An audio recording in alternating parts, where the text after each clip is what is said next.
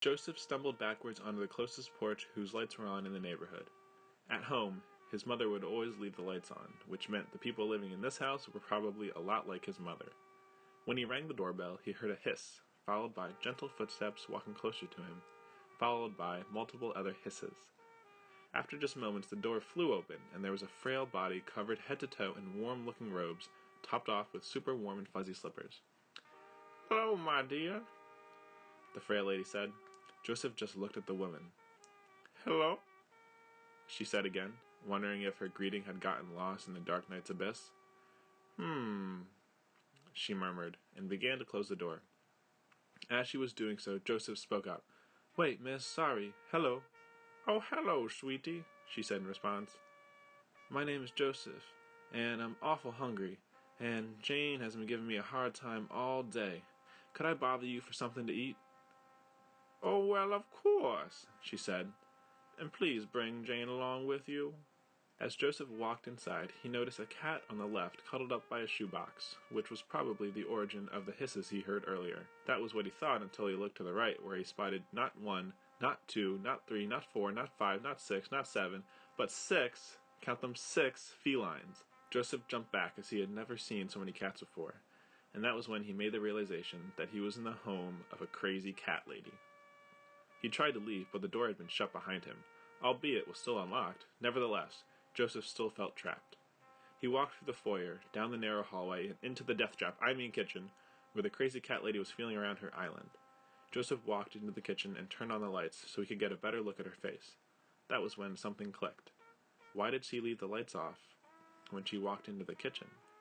He looked at her and made a funny face, and then realized that she could not see him. That realization led to a question. Joseph asked, "Hello, miss, are you blind?" "Well, yes, dear," she replied. "Why then did you leave your porch lights on?" Joseph asked.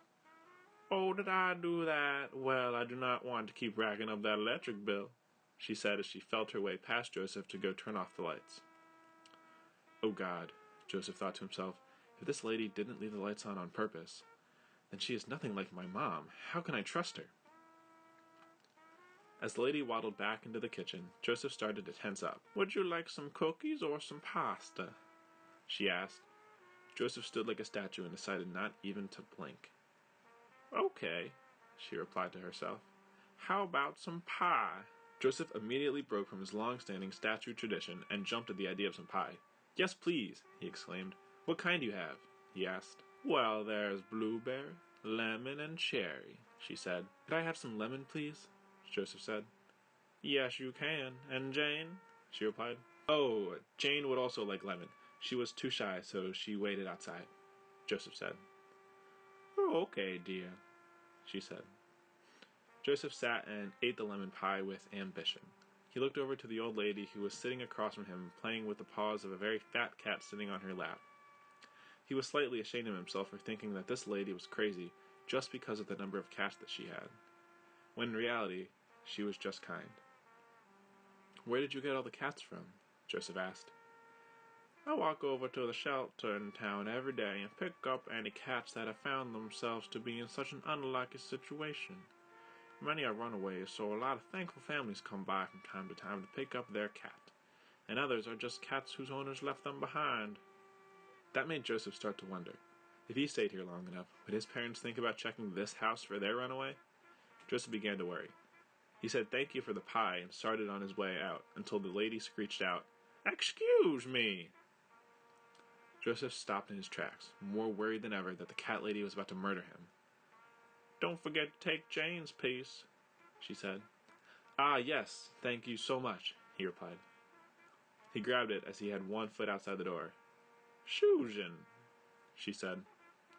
"My name is Susan. Always ask people what their names are when you meet them. That is the polite thing to do for your reader, isn't it?" "Yes, Susan," he said begrudgingly as he shut the door behind him.